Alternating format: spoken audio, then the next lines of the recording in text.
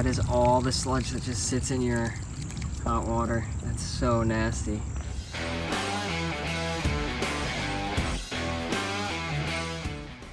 Okay, so me and Peter just left a really badly installed Rheem water heater that we were dispatched out for a warranty repair, and we had to leave the heater off.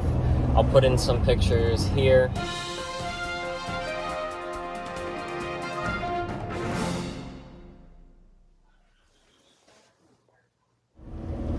But that system was just completely unsafe. Literally held together by duct tape, and the venting size is too small. It's down pitched. The gas boiler venting is improper. There's a diverter there after At the light, turn right onto the already left existing diverter that's built into this style boiler. So the customer is very argumentative, asking why we're taking pictures, and we have to take pictures to send to Rheem. So we left there. And now we're heading to a customer that I've been to a few times. I did a AC tune-up for them. I reconnected some ductwork for them, and I actually have a video of that. That was really recently. But they recently had a duct cleaning company come and clean the ductwork because it's filthy. And since then, he said that it's not working. So he texted me this morning at 6:30 in the morning. Turn right onto Sunrise Highway. I put him in. So see what happens there. So I'm coming up the attic now, and for one, the guy left the return filter off of the unit when he touched it, and he shouldn't have had to touch the unit at all.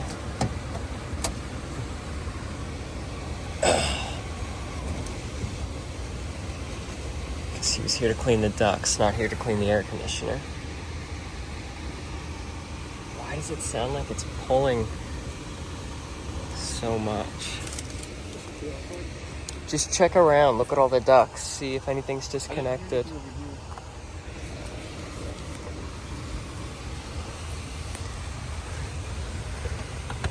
Let's get that on there.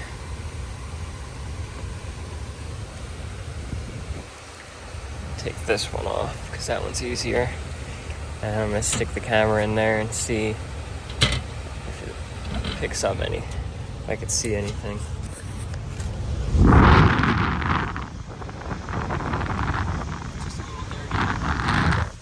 So that's okay.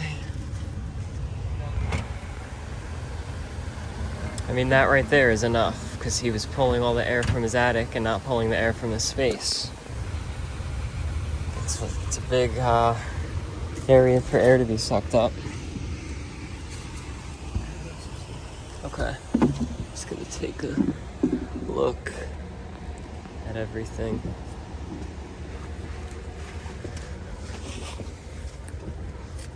This is open, that's open.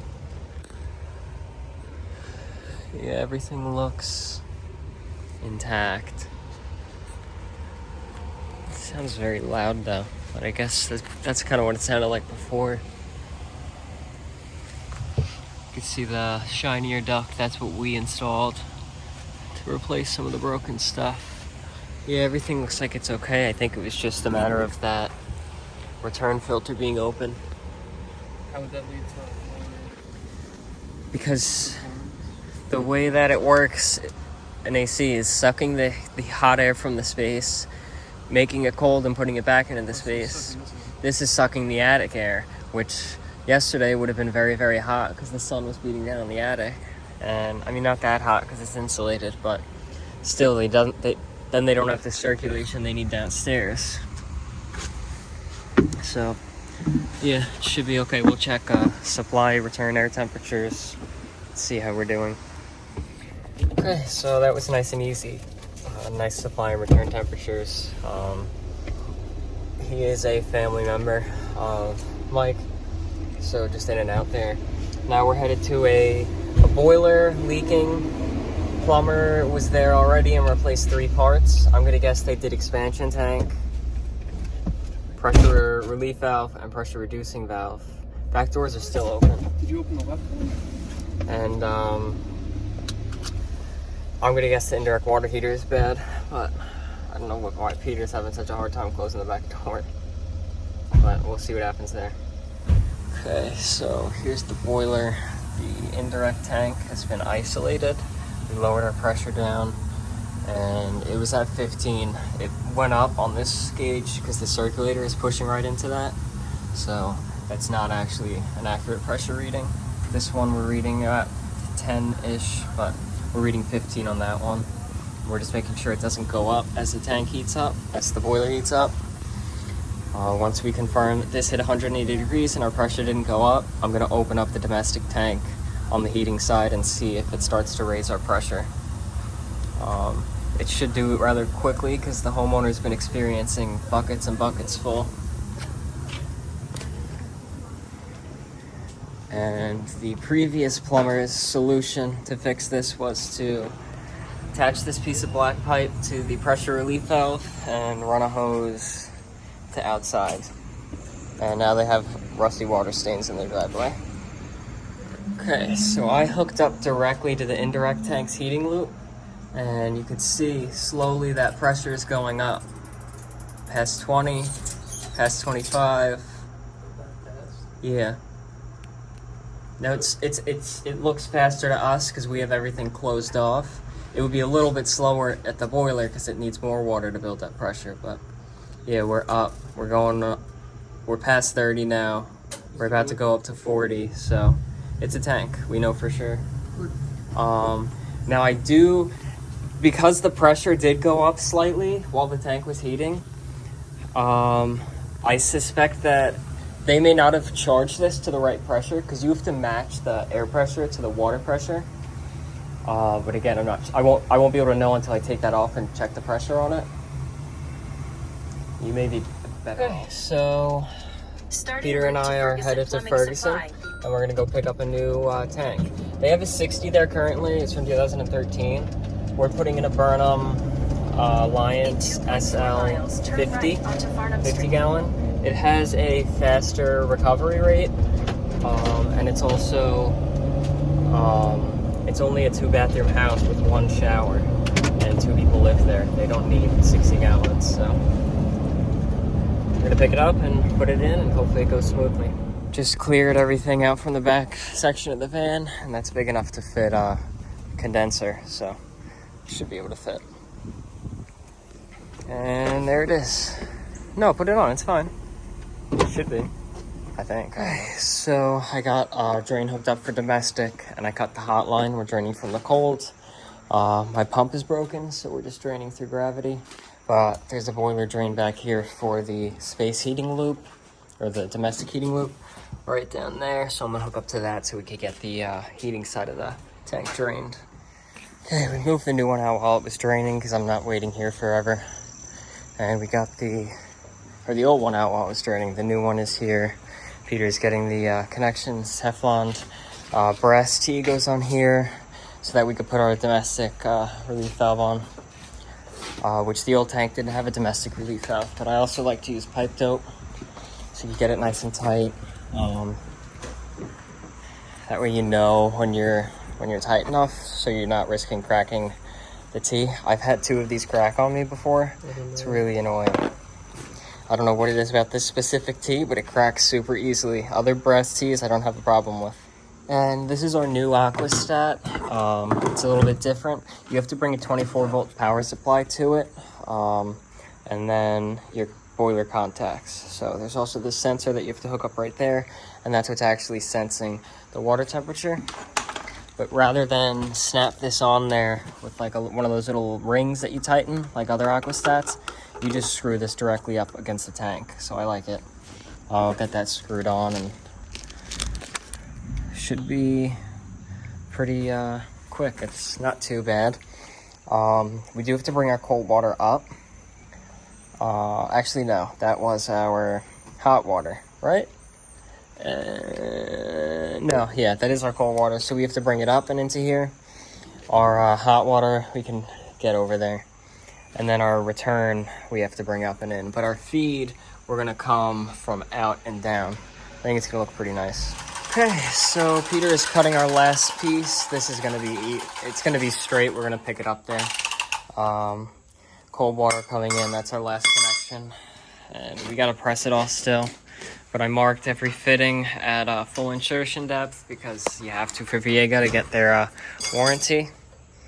But yeah, is that in all the way?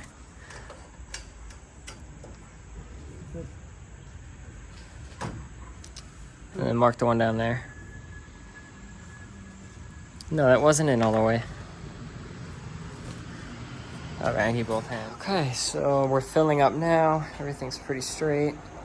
This one came out a little bit wonky, but looks good. I think it looks good.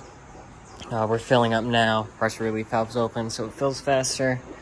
And we gotta run some 24 volt power. I'm just gonna take it right from this zone panel right here. That should be good to go because it draws such little power, it doesn't matter. And I already purged it of air on the heating side, so we should be all set. Okay, so I just powered it on.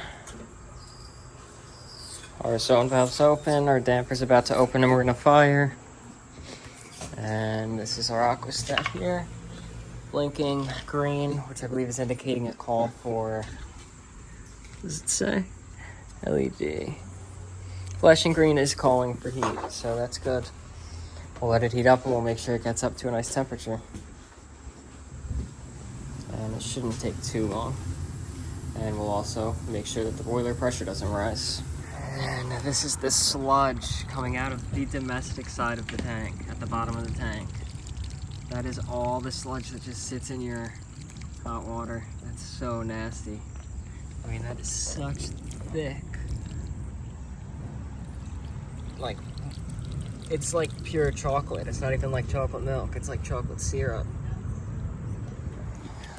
Okay, so we removed the expansion tank. Peter's draining it, but we're going to take the inflator and inflate it to 15 PSI, which is what the boiler will be at. That way we know that the expansion tank was installed properly because it was just changed and who knows what they did when they put it in. And here it is, set for 15, hooked up, and we'll let it pump the tank up to 15 while it's empty. It can't be hooked up to the system while you do this. And we also flipped the orientation of the tank down, and hopefully it fits here okay. It should, but it might be tight. It was facing upwards before, and that's not how it is supposed to be installed.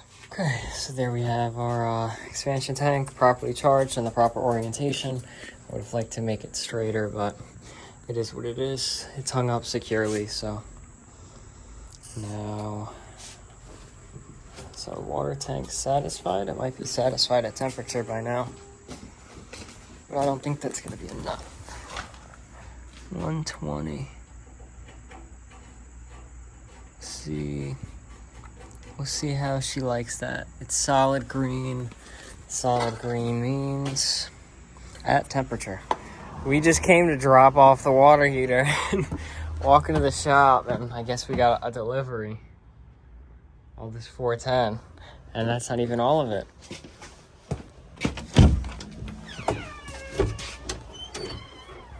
There's more.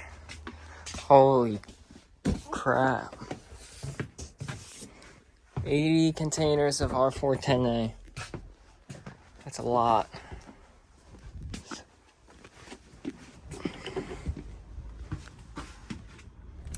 Okay, so that's going to be it for this video. Hopefully you enjoyed watching. A nice easy Friday. It's 2 p.m. and we took our time and now we're heading home. Like the video if you liked it. Comment any advice or criticisms or feedback. And subscribe. Thanks for watching. Sometimes it ain't even worth the work you gotta do to get it off. Sometimes it ain't even worth it, what you gotta do to get this shit off.